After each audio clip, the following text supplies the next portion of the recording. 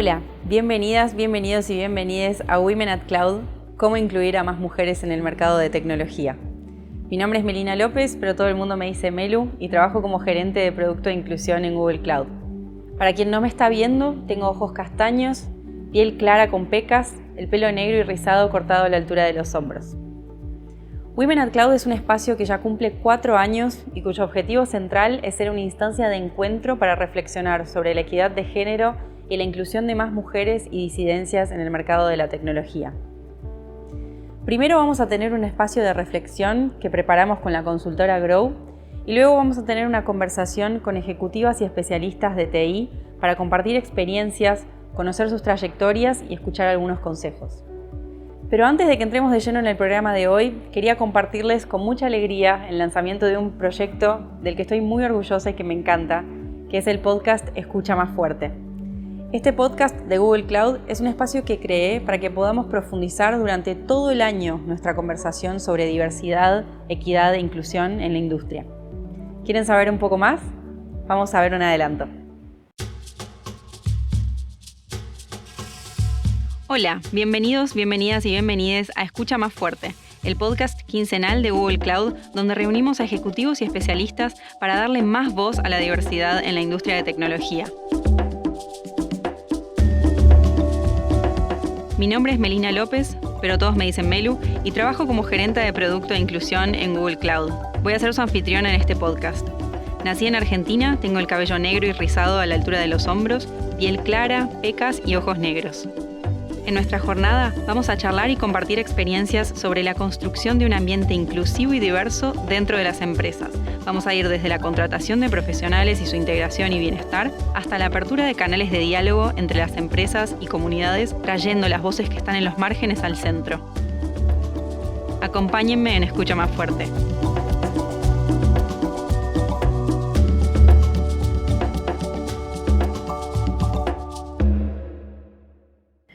Muy bien, si quieren escuchar nuestro podcast, escaneen el código QR que aparece en pantalla con su celular o búsquenlo en las plataformas de streaming como Escucha Más Fuerte.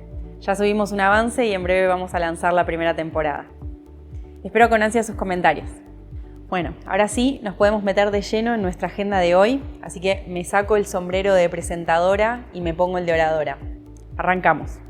Katherine Johnson fue una mujer negra que nació en una familia de Estados Unidos.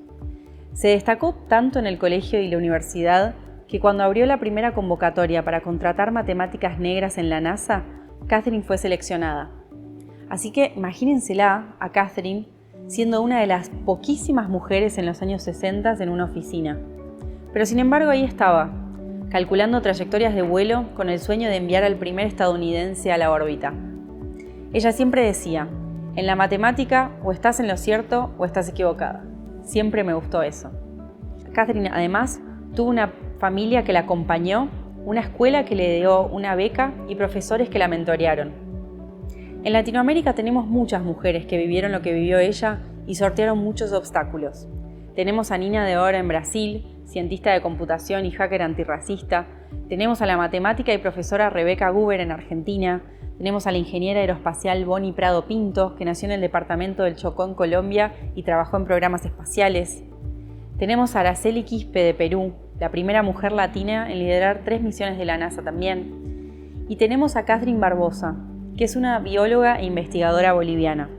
Solo por nombrar algunas mujeres que yo admiro, pero cuéntenme en el chat sus científicas favoritas. ¿Qué tienen en común estas mujeres? Tienen una excelencia por lo que hacen y una resiliencia impresionante para poder permanecer en ambientes que no siempre las recibieron de brazos abiertos. ¿Lo hicieron solas? No. Probablemente tuvieron a alguien en su entorno que las alentó a desarrollarse en un campo que amaban.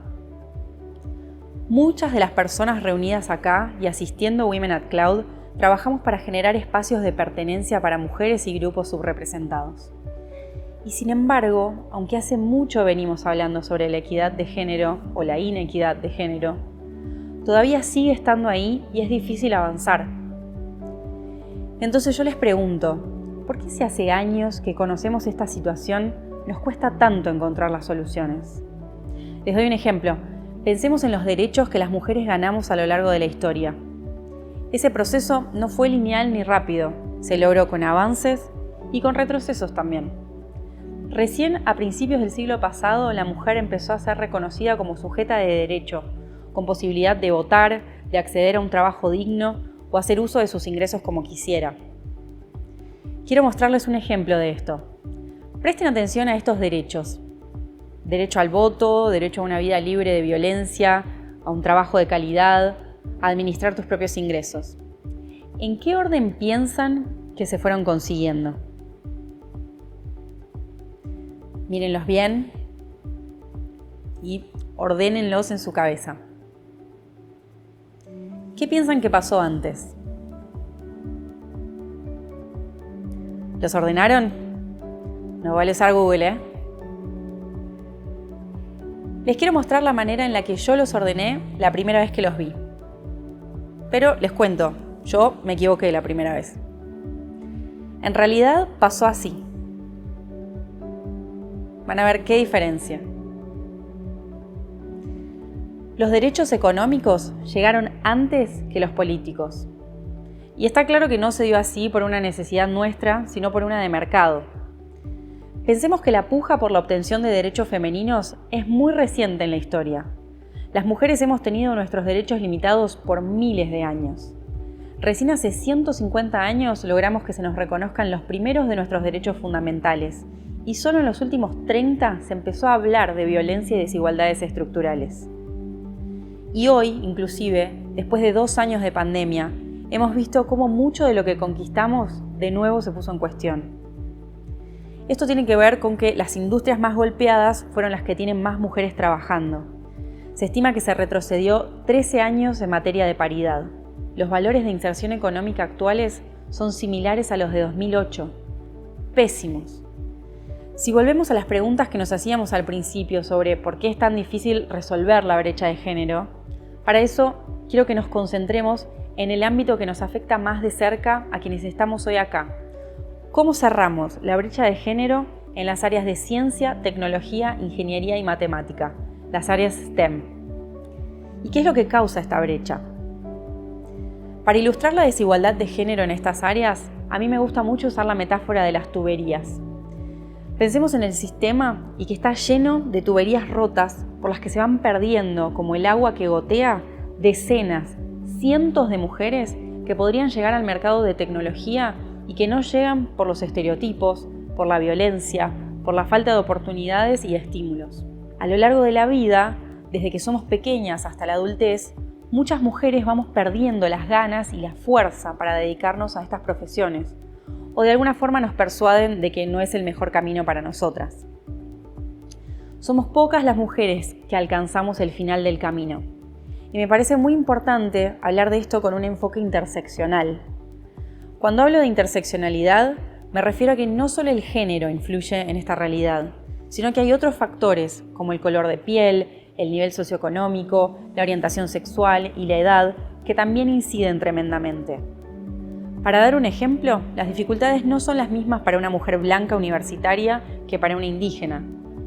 Y si esa misma mujer fuera trans, seguramente encontraría más obstáculos. Y si tuviera alguna discapacidad, más aún. Y así podríamos seguir. En Google sabemos que la experiencia de mujeres negras es distinta que la de sus pares blancas, y hemos podido ver esto en las tasas de retención de este grupo dentro de la empresa.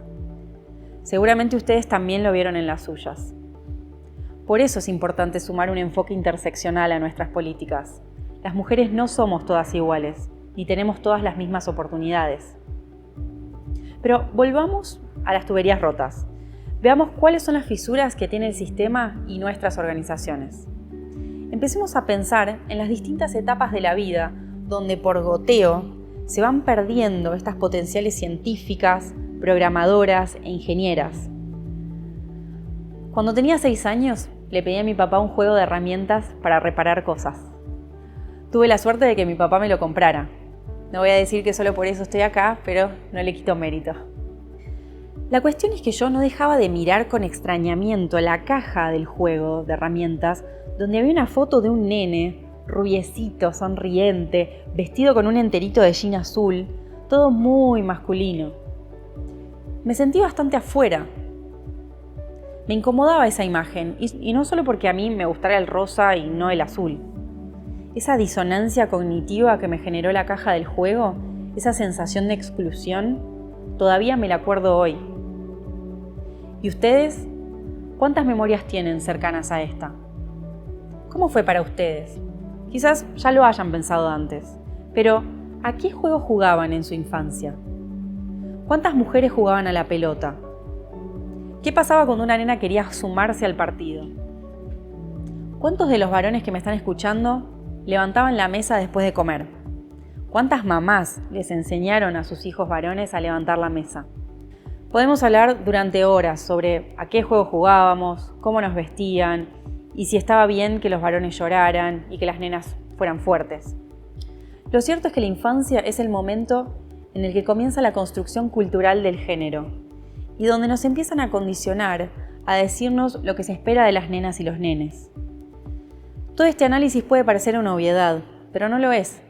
En un informe lanzado por Grow se analizaron las publicidades emitidas por los canales de televisión dedicados al público infantil en el 2021, el año pasado, y todavía hoy la mayoría de las publicidades dirigidas a niñas apelan a la belleza, al romance, a la amistad o al cuidado familiar. Son muy pocas las que se refieren al universo profesional o al deporte, por ejemplo. En cambio, la mayoría de las publicidades destinadas a niños tienen que ver con acción, agresividad y aventura. La idea no es obligar a nadie a jugar a lo que no quiere. La idea es romper estereotipos, para que cada uno pueda desarrollarse como quiera, para que cada uno pueda ser quien quiera. Entonces, ¿cómo impactan esas prácticas en el interés de las niñas por la ciencia? Si no fomentamos la osadía y la valentía también en las niñas, no lograremos que las nuevas generaciones de mujeres tengan curiosidad científica, ganas de correr riesgos y de adentrarse en mundos inexplorados. ¿Y qué pasa cuando crecen? En la adolescencia las cosas empiezan a ponerse más complejas aún. Es el momento de la vida donde van apareciendo más claramente los intereses vocacionales. ¿Qué me gusta? ¿Qué quiero estudiar? ¿En qué me va bien? ¿De qué me gustaría trabajar en el futuro? Y acá es donde empezamos a ver cómo muchas mujeres se inclinan a las materias más sociales porque pareciera ser que todo a su alrededor las hace sentir que esos contenidos son más para ellas, que es donde las chicas son buenas. Recuerdo que en nuestro evento Women at Cloud de 2021, Sabina Schneider, del management de Globant, nos contó que ella en su adolescencia tenía una pasión por los idiomas, por la comunicación y por las diferentes culturas. Cualquiera hubiera pensado que con esos intereses su camino podría haber sido la traducción o las letras. Pero su profesor de física vio el potencial de Sabina y le dijo que si le interesaban los lenguajes, podía estudiar programación. Inesperado y genial. Y fue ahí donde empezó su interés por la tecnología. Miren cómo una palabra precisa, lejos de los estereotipos y en el momento correcto, puede orientar la vocación y el talento de una mujer hacia las ciencias duras. Veámoslo en números. Las pruebas PISA muestran cómo en América Latina el sistema escolar profundiza el sesgo hacia las materias blandas en las niñas, mientras que los chicos sacan ventaja en matemáticas y ciencias. Lo interesante es que esta diferencia no existe en los primeros años de escolaridad, pero se va acentuando a medida que avanzan en la escolarización. Y más allá del desempeño, lo que se ve es una brecha importante en la autopercepción. Las mujeres presentan mayor nerviosismo y ansiedad ante los exámenes de matemática, física o tecnología que los varones. Piensen además cómo es estudiar en una escuela técnica para una mujer. Por ejemplo, ¿cuántas docentes mujeres hay que sirvan de modelos para las estudiantes? Muchas veces los espacios muy masculinos o masculinizados, como lo son las escuelas técnicas, terminan expulsando a mujeres o condicionando decisiones futuras. O quizás las mismas familias prefieren, a partir de estos ambientes, que sus hijas no estudien más en estos espacios, más allá de sus intereses. Y entonces, cuando llega la juventud, las pocas mujeres que no perdimos en las fisuras de la tubería de la infancia y la adolescencia, las perdemos en los pasillos de las universidades. ¿Esto qué significa? ¿Que las mujeres de por sí no les interesan este tipo de carreras? ¿Que son mejores en otras áreas? No, tiene que ver con lo que estuvimos conversando hasta acá. Si durante la infancia y la adolescencia se promueven otro tipo de habilidades e intereses, el cuello de botella termina de cerrarse a la hora de elegir una carrera en estas áreas, ya que para este momento todo su entorno las ha desalentado. En todos los países de América Latina, las mujeres son minoría en carreras STEM. Si alguna de ustedes estudió alguna de estas carreras, sabe de lo que estoy hablando. Además, las mujeres que quedan tienen más dificultades para terminar la carrera.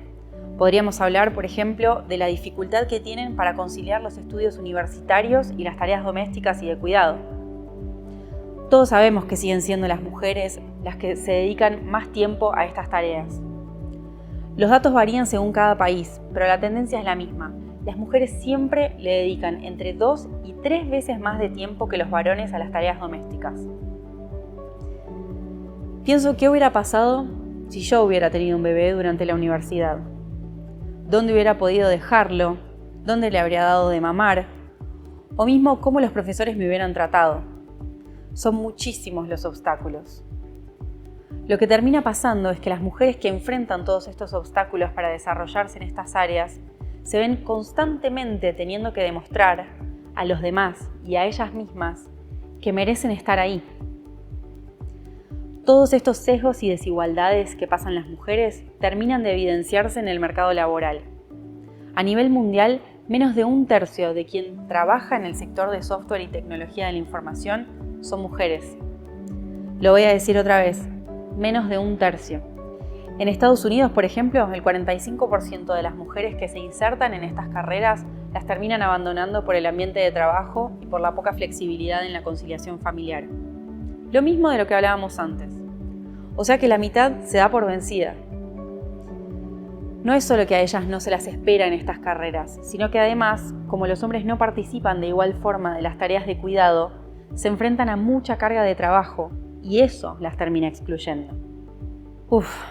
Hasta acá el tedioso derrotero de las mujeres por las tuberías de este sistema.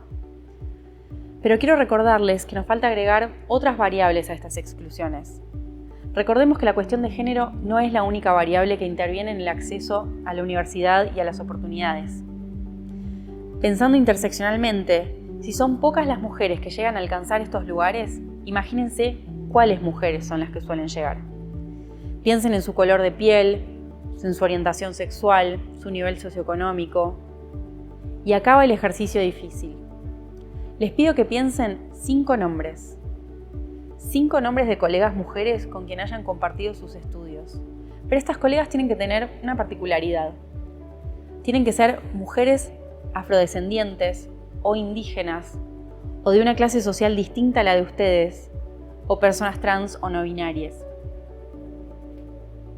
5 nombres. Está difícil, ¿no? Hablo por mí.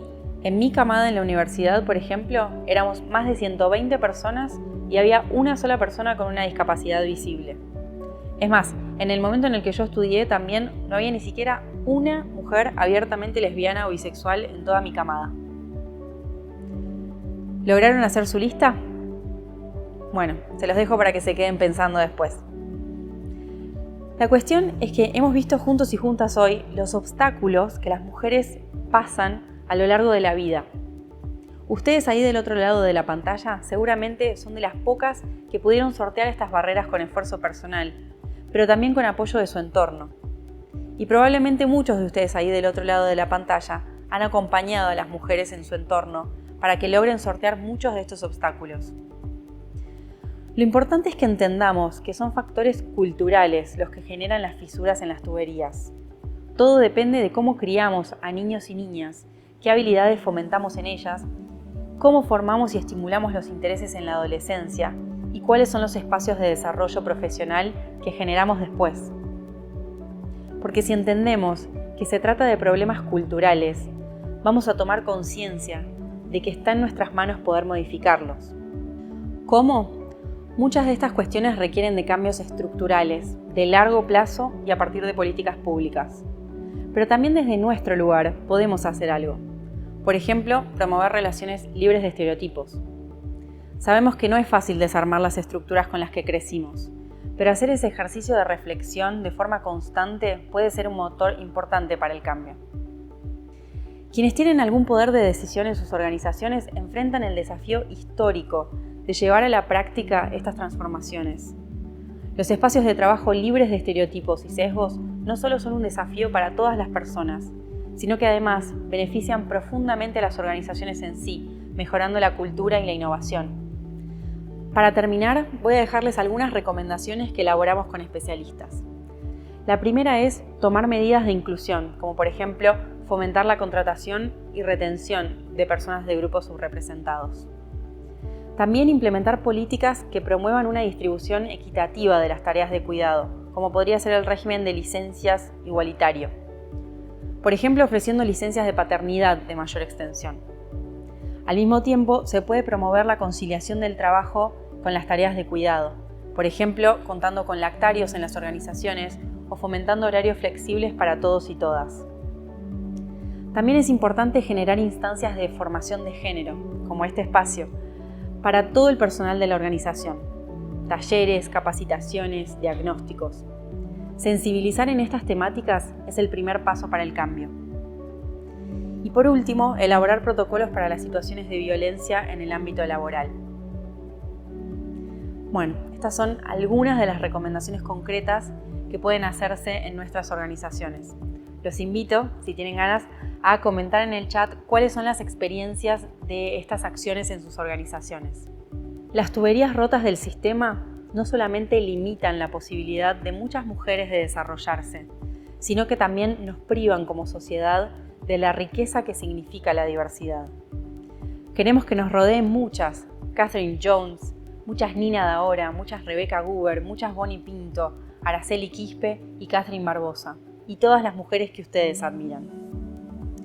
Pero para que esto suceda, es necesaria una tremenda transformación cultural, y esa transformación solo puede suceder si todos y todas trabajamos para lograrla. Gracias.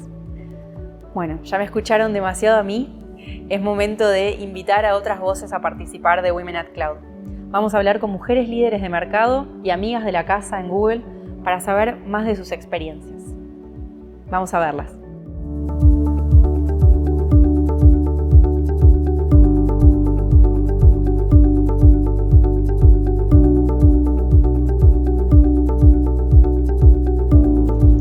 Hoy recibimos a María del Mar Vélez, fundadora de Crack the Code, una EdTech que genera oportunidades para niños y adolescentes por medio de la tecnología.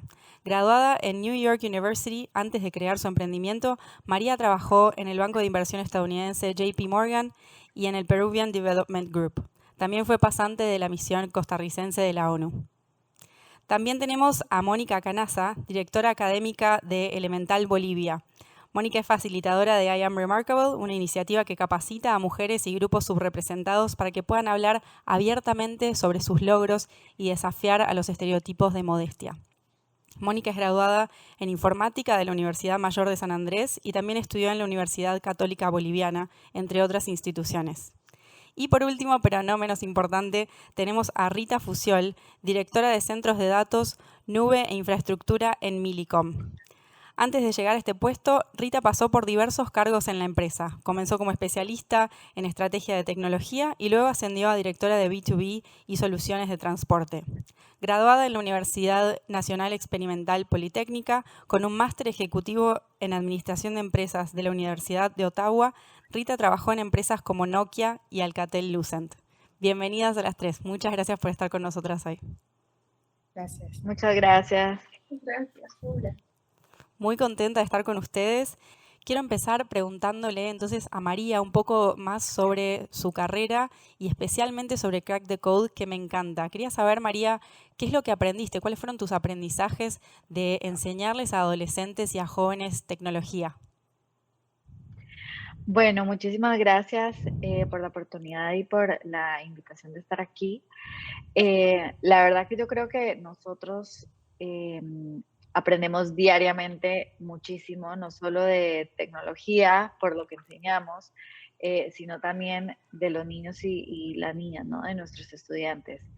Es impresionante cómo van identificando primero a qué, digamos, es lo que le sacan más valor, ¿no? En el día a día de lo que aprenden, ¿no? Y cómo lo van asociando a la vida cotidiana de ellos. Creo que es fundamental em, que aprendamos mucho de los niños, ¿no? Porque ellos piensan diferente, tienen paradigmas, digamos, de conocimientos y aprendizajes muy diferentes. Entonces, para nosotros sí, si bien sí estamos impartiendo conocimientos y enseñándole a los niños acerca de tecnología, es fundamental que también veamos cómo van percibiendo estas enseñanzas, ¿no? Creo que la tecnología es un rubro que cambia diariamente, entonces es un aprendizaje continuo y una adaptación de contenidos y de metodologías diario. Entonces siempre, digamos, approach y como que atacar, digamos, lo que queremos enseñar de una manera muy humilde, muy abierta a testear, a experimentar qué funciona y qué no, para así asegurarnos que lo que les estemos enseñando de verdad resulte, digamos, en un aprendizaje positivo y productivo a largo plazo, ¿no? Entonces, nada, creo que es algo, digamos, la educación es em, fundamental en cualquier sociedad, sociedad, país, situación, y va a hacer que nuestras ciudades, nuestras empresas, nuestros países crezcan. Entonces es algo a lo que debemos de ver con mucho detenimiento y de verdad dedicarle bastante atención. Ujú. Y me encanta esto de que estabas comentando de que en realidad el aprendizaje es más de los adultos que de los niños, ¿no? Los niños muchas veces ya vienen sin todos estos bias de los que estábamos charlando. ¿Hay algún bias que sí veas en los jóvenes, o especialmente en las nenas o en las chicas, y que rápidamente pueden identificar en Crack the Code para cambiarlo? Sí, yo te diría bueno, hay muchísimos, de hecho el más grande del lado de adultos, de nosotros los mayores, es todo este bias de niñas y niños, ¿no?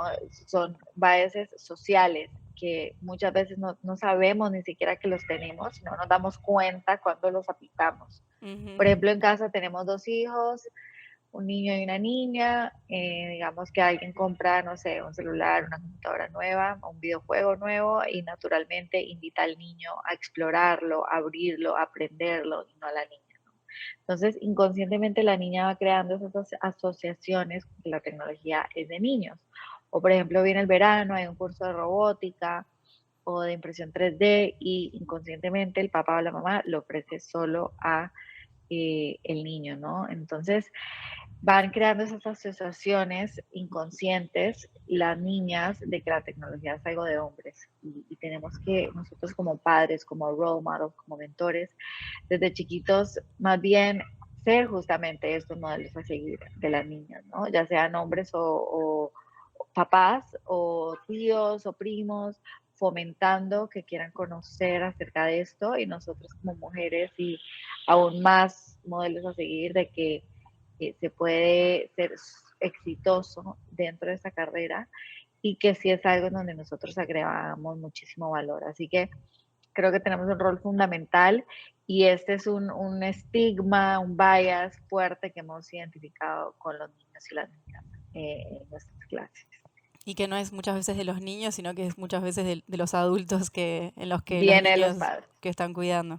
Exactamente. exactamente. Muchas gracias, María. Quería seguir con Moni y preguntarte un poco sobre I Am Remarkable, ¿no? Que es esta iniciativa que surgió inicialmente de Google, pero que es externa, en la que podemos enseñar o ejercitar mejor este músculo de la autopromoción para desafiar estos estereotipos sociales de modestia que son más impuestos en general en las mujeres y en los grupos subrepresentados que en los hombres. Entonces quería que nos contaras un poco cómo fue tu experiencia en todo lo que tiene que ver con esta experiencia de dar estos workshops. Hola, muchas gracias y primeramente muchas gracias por la invitación. Y la verdad, el primer workshop que yo hice de I Am Remarkable, estábamos muchas Women Technical Ambassadors en un summit y fue una de las experiencias más enriquecedoras que tuve porque todas nosotras comenzamos a reconocer que todo lo que estábamos haciendo valía la pena mostrársela al mundo y muchas de nosotras comenzamos a llorar así literalmente dentro de la sala y con nuestra facilitadora y diciendo qué cosas habíamos hecho y cómo aún a pesar de todo lo que estábamos trabajando, nos sentíamos pequeñitas, ¿no? Y la verdad son en general 90 minutos de talleres súper impresionantes y lo que más aprendes y lo más importante ahí es que inspiras. Cuando tú te autopromocionas, inspiras a más personas porque cada logro pequeñito que vas realizando, cada pasito que das en esta tu carrera por crecer es importante, ¿no? Y también es súper importante que tú lo demuestres y lo muestres con entusiasmo, así como ahorita María decía, con entusiasmo todo lo que está haciendo dentro de su emprendimiento. También necesitamos más gente, role models, que vayan entusiasmadas, enamoradas de lo que están haciendo y que no les dé pena decírselos al mundo, decir con hechos qué cosas están trabajando y tomar en cuenta que un lema que ahorita está en el International Women's Day, que progress no perfection, ¿no? Entonces no es necesario ser perfecta, sino seguir progresando. Y la autopromoción y el hecho de que tú te des a conocer con todas las cositas pequeñitas y grandes que estés haciendo, hace que otras personas se inspiren y estén lo suficientemente enamorados de una tecnología, de algún software o no solamente de eso, sino de algún aspecto de sí misma y compartirlo con las personas, ¿no? Entonces, para mí, I Am Remarkable es una experiencia que he cambiado, que ha hecho un punto de inflexión en mí, porque la verdad yo era de las personas que siempre le encantaba estar detrás de bambalinas y nunca decir qué estaba haciendo, ¿no? Y después de eso he comenzado a comentar lo que decía y realmente me he inspirado a mí misma y he comenzado a inspirar a algunas de mis compañeras y eso me ha dado mucho orgullo y desde donde estemos podemos cambiar lo que estamos haciendo, ¿no? Y les invito a todos a ser parte de uno de estos talleres. Me encanta lo que estás comentando sobre cómo aprender a promocionarse, que muchas veces es difícil, ¿no? Como mujeres y grupos subrepresentados, y estuvimos charlando un poquitito sobre la interseccionalidad, ¿no? Cuando las mujeres, por ejemplo, racializadas, las mujeres queer, mujeres lesbianas, bisexuales, mujeres con discapacidad, cuando hay más factores que intervienen, eso hace que muchas veces nos autopromocionemos aún menos. Así que me encanta escuchar tu propia historia, Moni, y me encanta también todo lo que has hecho con la comunidad de Women Tech Makers, que sé que has dado workshops no solo de I Am Remarkable, pero también técnicos para cientos de estudiantes y de desarrolladores. Así que te quería preguntar, vos que estabas comentando ahora este tema de estar enamorada, ¿no? De lo que uno hace, de qué estás enamorada dentro del mundo de tecnología como mujer técnica. ¿Hay algún programa, producto o dinámica en la tecnología de la que estés enamorada? En este momento yo me siento enamorada de cloud, por ejemplo. La verdad, me he tomado un tiempo sabático para crecer mis skills técnicos y he estado haciendo la certificación de cloud y también ayudando a algunos compañeros de DSC para que ellos también puedan hacer la certificación. Y cuando te subes a la nube, entonces las cosas pueden ser, pues, impresionantemente hacer crecer a una empresa y no solamente hacer que esta crezca, sino hacer crecerla con un menor costo que sería para ti como comprar los fierros, comprar toda la infraestructura por detrás. Puedes solicitar, por ejemplo, un servidor para tu proyecto, para lo pequeño que estás haciendo y poder subir tu proyecto a la nube y mostrárselo al mundo, así igual súper orgulloso de lo que está haciendo. Entonces ahorita estoy enamorada de eso y siempre de programar, ¿no? Me encanta. Muchas gracias, Moni. Quería también charlar con vos, Rita, que sos la mujer dentro del mundo B2B y de tecnología, una líder de mercado y una persona más senior en la organización. Estoy segura que muchas de las mujeres que nos están mirando hoy te ven a vos como un role model. Así que te quería preguntar un poco más cómo fue tu carrera, cómo empezó y cómo llegaste hoy a ser una líder de mercado. Gracias por la oportunidad primero, por tener este espacio. Bueno, iniciar una carrera no es fácil. Te gradúas, sales de una universidad. Yo particularmente me gradué en Venezuela y de allí salté a dos países, en Canadá y Estados Unidos. Pero en Venezuela, cuando comencé mi carrera, fue bastante difícil conseguir trabajo. como mujer. Me apoyé mucho en el soporte que nos daba la universidad para encontrar pasantías en bancos, en CanTV, que era la empresa de telecomunicaciones. Y eso me permitió llenar en mi currículo una experiencia cuando ya tuviera el título de ingeniero. Más adelante comencé a trabajar en proyectos y siempre tomaba muchos proyectos, aunque no estuvieran en mi área, como un vehículo para aprender, para relacionarme dentro de la compañía con las áreas de soporte. Yo estaba en el área de ingeniería, de diseño, de arquitecturas, sobre todo de redes de comunicaciones, satélite, y cada vez que podía trataba de expandir ese conocimiento con proyectos, haciendo alguna actividad en el laboratorio que me permitiera conocer mucho más de la tecnología y no solamente sobre la parte teórica, y complementar el conocimiento que ya traía de la universidad con esa experiencia.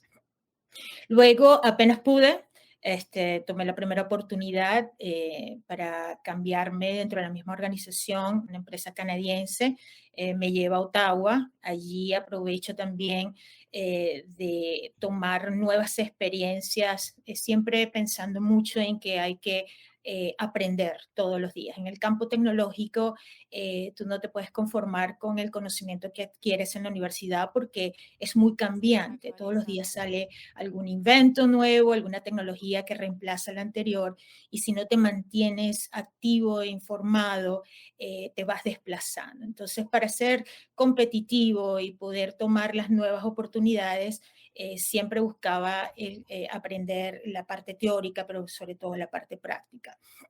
Luego allí en Canadá también me tocó viajar mucho. Eso también me da mucha experiencia con otros idiomas. Tuve la oportunidad también de hacer una maestría en la Universidad de Ottawa, como dijiste, en la bio, y eso también me permitió ver que no era solamente el campo tecnológico lo que me atraía, sino cómo funcionaban las empresas. En una maestría tú complementas el conocimiento de ingeniería con el conocimiento de cómo funcionan recursos humanos, cómo se contrata a la gente, manejo de proyectos, y eso también me dio una perspectiva un poco más amplia de a dónde quería llevar y avanzar mi carrera. Me ha gustado muchísimo siempre del área tecnológica, me ha gustado mucho trabajar dentro de las redes de telecomunicaciones, de IP, pero siempre he estado muy pendiente de qué otras cosas más hay dentro de la organización.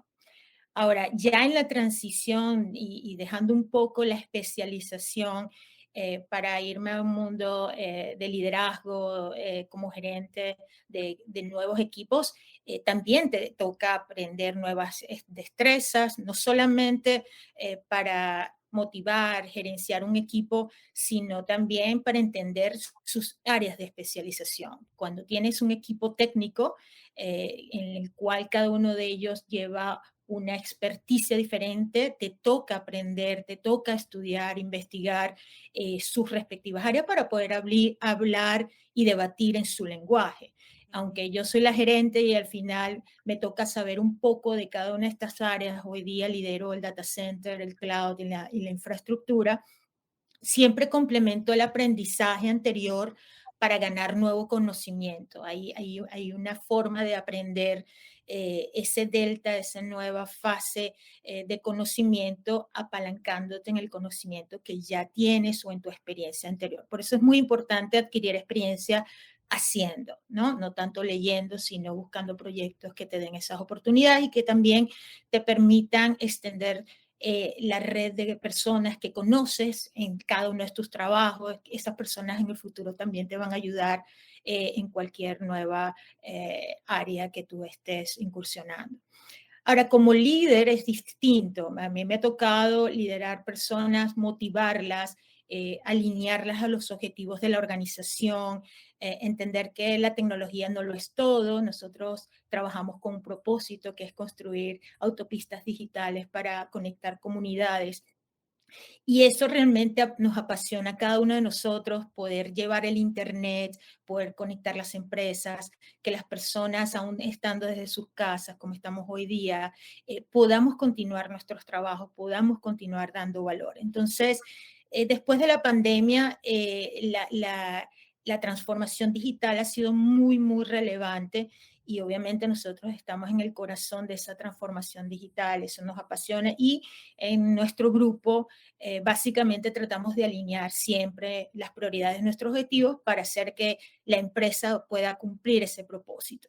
Entonces, es importante ser especialista, eso me ayudó para poder crear las bases, para poder tomar las responsabilidades que tengo hoy, pero también me ha tocado aprender de nuevas áreas, conocer las personas, motivarlas, entender cómo se comunican, sobre todo en esta era de millennials, donde los intereses son distintos.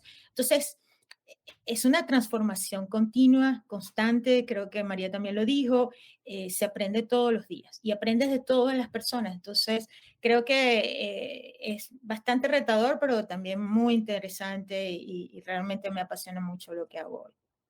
Me encanta y felicitaciones también. Siempre queremos tener más mujeres en roles como los que estás vos hoy, de liderazgo también dentro de empresas, y hoy las tres están representando estos tres mundos, ¿no? Como el mundo también emprendedor, el mundo más de tecnología y el mundo más técnico, más de desarrolladoras. Así que nos encanta tenerlas a las tres. Moni, quería hacerte una pregunta también a vos, que haces mucho trabajo voluntario y actualmente trabajás con Women Tech Makers La Paz y en el Club de la Ciencia de Datos Bolivia, como nos contaste antes, ¿no? Para quien no conoce Women Tech Makers, es la comunidad de Google para mujeres en tecnología. Y quiero que nos cuentes un poquitito sobre todo este trabajo que estuviste haciendo sobre aprender tecnología, que es algo que ya venimos repitiendo también con las preguntas a María, con Crack the Code. Y quería saber por qué es tan importante invertir en formar a las personas y cómo fue tu experiencia. En Bolivia, la cultura aymara, existe un principio esencial de reciprocidad, ¿no? Y a este principio le llamamos Aini, ¿no?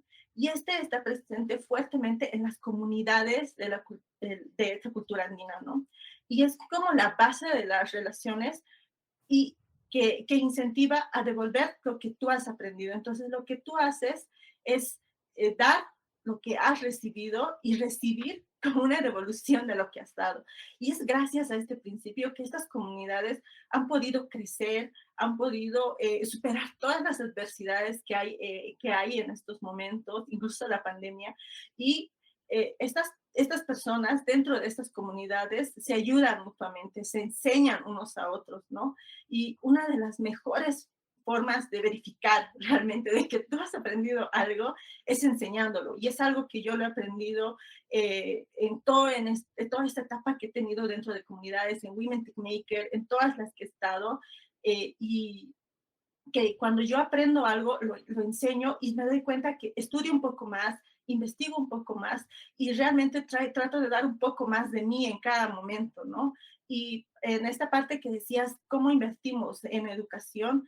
Entonces, invertir en educación para mí no es una acción solamente que tenga que hacerse entre gobiernos, ONGs o grandes corporaciones como Google, ¿no?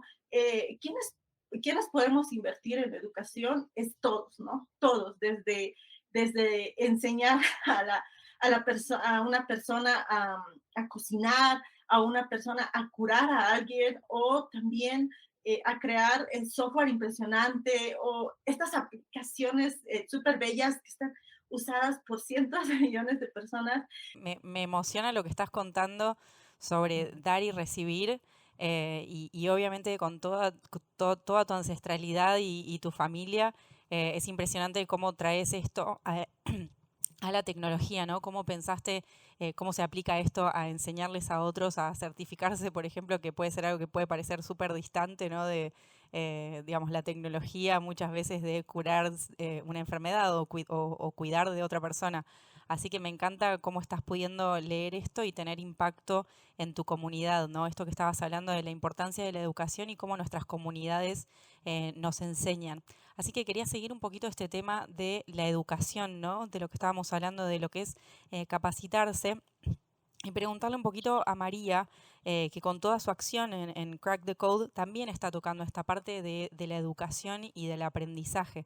Así que te quería preguntar, María, ¿por dónde las personas pueden aprender? Muchas veces sabemos que hay barreras estructurales que no nos permiten ver con claridad por dónde empezar. Lo que nosotros estamos haciendo con muchísima convicción es educar a niños, niñas, pero también a padres, a madres, a educadores, a directores de empresas, porque la mayoría no sabe ni siquiera qué es coding, qué es programación, qué hay detrás de la tecnología, ¿no? Entonces, es un esfuerzo fuerte de educar acerca de cómo deben, digamos, de educar a sus niños o con qué herramientas los deben de educar, ¿no? Entonces, sí te diría que la educación es fundamental y algunas veces, digamos, que es lo más fácil mandar a tu hijo, a tu hija al colegio que tú ya conoces, del brand, de la marca que ya conoces hace años, donde fueron todos tus amigos, amigas o hasta donde fuiste tú, pero no hacemos ese extra step de hacer un doble clic de qué están enseñando, cómo se están adaptando a la realidad actual, ¿no? Porque eso, mucho más que cualquier conocimiento, cualquier educación, es que sea un conocimiento de calidad, ¿no? Una educación de calidad eh, que refleje la actualidad en la que estamos, ¿no? Entonces, en eso estamos trabajando día tras día, impactando muchos niños, muchas niñas y también muchos adultos que van a tomar estas decisiones por los hijos. Quería ahora cambiar un poquitito de tema y hablar sobre los líderes de mercado, ¿no? Como, y en esto te voy a preguntar a vos, Rita, porque sabemos que no alcanza con contratar especialistas en diversidad, ¿no? En las organizaciones. El cambio tiene que venir siempre desde arriba también. No basta solo con que la base esté trabajando y con engagement, ¿no? En todo lo que es diversidad. Tengo un estudio acá que se llama Diversity Matters de América Latina, de la consultora McKinsey, que revela que las empresas con equipos ejecutivos diversificados en materia de género tienen 14% más posibilidades de superar el rendimiento de que las demás empresas de su sector. Así que te quería preguntar a vos cuál es tu perspectiva sobre cómo, como líder, cuál es la importancia, ¿no? de que los líderes estén en esta iniciativa juntos. Y yo creo que las mujeres también, cuando estamos en posiciones de liderazgo, también ayudamos a que las personas se relacionen mejor y creamos unos ambientes inclusive mucho más seguros para expresarse, para opinar, para hacer preguntas y buscar entendimiento y que a nadie le dé ni miedo ni pena de reconocer que uno no sabe todo, ¿no? Entonces, como dije anteriormente, en el ambiente de tecnología siempre hay que aprender y hay que reconocer que hay conocimiento distribuido en muchas personas y que también hay que saber comunicar nuestras ideas hacia otros grupos. Podemos comunicarlas muy bien dentro de nuestro grupo, pero también tenemos que comunicarlo externamente. Entonces, al iniciar esa diversidad desde arriba, donde nuestros líderes entiendan que hay valor en pensar diferente, en opinar diferente, en actuar diferente, yo creo que las organizaciones son mucho más productivas porque la mayoría de los empleados van a trabajar en un bien común. Entonces, sí creo definitivamente que son empresas más competitivas. Por ejemplo, nosotros acá tenemos casi un porcentaje de 40% de mujeres en liderazgo. Es difícil de creer, pero es así. Y hay una iniciativa para seguir creciendo. Entonces, los retos van a ser los mismos para los hombres, para las mujeres. La diferencia es cómo las mujeres quizás crean culturas dentro de sus equipos de mayor comunicación, de mayor colaboración y de mayor integración hacia otros equipos dentro de la organización. Entonces, creo que sí es importante, deberían continuarlo. Mi opinión es que en el campo tecnológico ya hay muchos retos que enfrentar y pienso que en la medida que trabajemos más en conjunto, en un ambiente más diverso, y como dije, diversidad de todo tipo, los ambientes son más inclusivos, son más tolerantes y el flujo de información es mucho mejor. Entonces puedes construir productos, servicios que se adaptan mejores a las comunidades que servimos, si tú representas adentro la comunidad a la que sirves.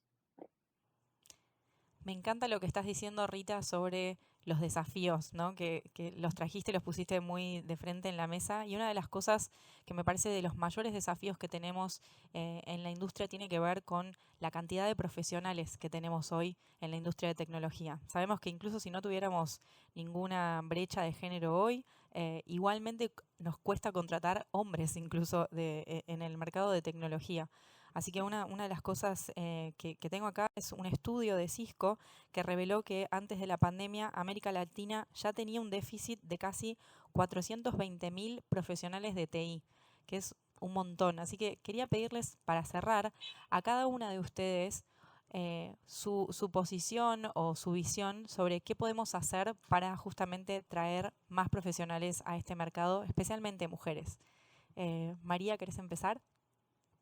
Perfecto. Bueno, yo creo que es una pregunta sumamente importante y de hecho apela muchísimo a lo que nosotros hacemos.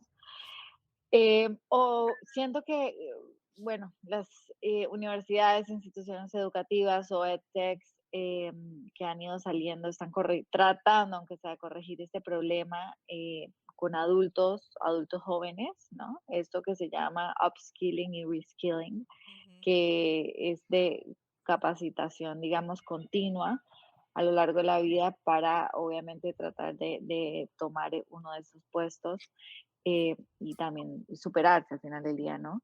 Pero el problema de raíz sigue estando ahí, que es el que la educación escolar no cambia. Entonces, esto significa que vamos a seguir preparando estudiantes que salen del colegio sin estas habilidades que son cruciales hoy en día, ¿no?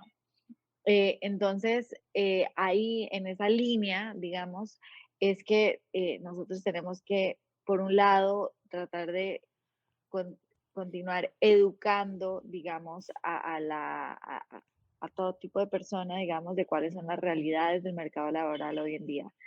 Em, de hecho, fui a un colegio hace poco, solo de niñas, y estaban sentadas justo ya regresando a la presencialidad y les pregunté qué quieren ser cuando grandes y grité doctoras, arquitectas, diseñadoras de moda y la mayoría obviamente levantaron la mano en diseñadoras de moda. Pero lo que ellos no saben es que hoy en día hasta esta carrera de diseño de modas depende muchísimo de la tecnología. De hecho, una de las top carreras, universidades del mundo de diseño en Nueva York, ya en freshman year enseña programación para creación de patrones, programar máquinas, todo eso. Entonces, lo que debemos de hacer inmediatamente es continuar educando a padres, madres, a que complementen la educación tradicional de sus hijos con este tipo de educación, hablar con colegios, que obviamente lo más fácil para ellos es mantener el status quo, porque es lo más fácil, pero debemos de presionarlos, exigir como padres de familia de que de verdad se superen y que estén constantemente actualizando las currículas y del lado de género te diría que es algo crucial y en línea a lo que decía Rita hace poco, yo que tengo un startup y soy mujer, digamos, digamos mi mano derecha mujer, no nos, el otro día entrevistando y contratando nos dimos cuenta que la mayoría de las personas que estábamos contratando eran, o que estaban postulando también eran mujeres y es porque siento que las mujeres atraen a las mujeres, ¿no? Siento que es más fácil identificarse, confiar más en el ambiente laboral, en que si llegan a quedar embarazadas no se les va a castigar, digamos, porque yo acabo de tener un bebé hace mes y medio, entonces creo que crea un ambiente de apoyo y también de calidad, porque al final del día todas sabemos de lo que somos capaces, entonces nos impulsamos mutuamente, ¿no? Y nos ayudamos mutuamente al final del día, en el día a día, en las flexibilidades que necesitamos. necesitamos de horarios, ¿no? Para poder tener un balance familiar y obviamente también profesional. Y de hecho, trabajando con niños y niñas, te diría que la edad más crucial para nosotras como mujeres en tecnología, posicionarnos como mentoras, son con niñas de 9 a 12 años, Ujú. preadolescencia, para que ellas tengan mentoras y se den cuenta del potencial que tiene una carrera en tecnología y de que es una alternativa para ellas. En esas edades ellas en el colegio están identificando, creándose su identidad, ¿no? Me gusta el Sí. fútbol, me gusta el arte, el ballet, ¿en qué cuadrante me voy a ubicar? Y uno de esos cuadrantes tiene que ser la tecnología. Entonces, si el colegio no lo presenta como una alternativa, nosotros como padres de familia, como tías, como primas, tenemos que inculcarlo, incentivarlo y presentarlo como una alternativa. Se dice que si se introducen estos temas en este rango de edad, son 75% más probables de luego elegir una carrera en tecnología. Así que Ujú. literal está en nuestras manos eh, ser modelos a seguir para todas esas niñas en edad escolar para que quieran buscar una carrera en tecnología y se den cuenta que, bueno, pueden ser diseñadoras de moda, doctoras, arquitectas, pero que la tecnología lo único que va a hacer es potenciar esas carreras y hacerlas sobresalir aún más que todos los otros en sus áreas, ¿no? Entonces, te diría eso, el poder que tenemos es tremendo y debemos empezar inmediatamente. Rita, ¿querés seguir? Yo creo que para llenar ese campo laboral hace falta más que estrategia, ¿no? Yo le sugiero a todos los padres que le den oportunidades iguales a sus hijos independientemente del género, para que encuentren la pasión. Porque al final, si nosotros no les damos esas oportunidades para explorar y descubrir cómo funcionan las cosas, de dónde viene el Internet, cómo funcionan los equipos, las redes, las mismas aplicaciones, es difícil para los niños identificarse con esos roles y esas carreras en el futuro. Entonces hay que ofrecerles esas oportunidades. Cuando tú encuentras lo que te gusta, lo que te apasiona, indiferentemente del género, tú te vas a preparar bien y vas a ser el mejor en lo que tú haces. La competencia es interna, cada día ser mejor. Y cuando te enfrentas a una entrevista, te vas a destacar. Entonces, independientemente de que si a la mujer se le da más oportunidad que al hombre en una entrevista, yo creo que lo más importante es que ayudemos a las mujeres a que tengan éxito cuando tengan la oportunidad de entrevistarse y de ganar una posición en la cual estén compitiendo con otras mujeres o con otros hombres. Y por último, pero no menos importante, Moni, quería que cerraras con el último consejo y tu perspectiva. Definitivamente estoy súper de acuerdo con lo que dijeron María y Rita y prácticamente lo han dicho todo, ¿no? Las empresas quieren crecer, quieren generar más ganancias, quieren hacer mejor las cosas y muchos estudios demuestran que la diversidad de opiniones hacen que estas cosas sucedan, ¿no? Y tener role models es algo súper importante. Mi role model, por ejemplo, ha sido un varón, ha sido mi Sherpa digital, y yo siento que este es momento de volvernos role models y asumir esta responsabilidad, como decía Rita, y comenzar a crear tecnología y hacerlo muy bien, y con esto vamos a poder incentivar a más mujeres a llenar esta ausencia de profesionales y así poder tener más gente, más mujeres en las empresas y más grupos representados, ¿no? Entonces, yo súper de acuerdo con ustedes, chicas. Qué placer estar con ustedes. Gracias igual, Moni. Muchas gracias a las tres. Estoy muy contenta con lo que pudimos estar charlando y trajimos las tres perspectivas de ustedes. Así que les agradezco haber estado en Women at Cloud este año y espero que puedan disfrutar mucho de todo el evento. Vale. Chao. Gracias. Perfecto, muchas gracias, hasta luego. Chao. Chao. Y con esto voy cerrando el evento Women at Cloud, cómo incluir a más mujeres en el mercado de tecnología. Muchas gracias a estas panelistas inspiradoras y también a ustedes por acompañarnos. Sabemos que hacer a la tecnología un espacio más plural es un trabajo colectivo, así que muy feliz de poder compartir este diálogo con ustedes. No se olviden de seguir acompañándonos en Escucha Más Fuerte, nuestro podcast sobre diversidad y tecnología, y seguimos el diálogo también en LinkedIn. Conversemos para atraer a más mujeres en tecnología. Hasta la próxima.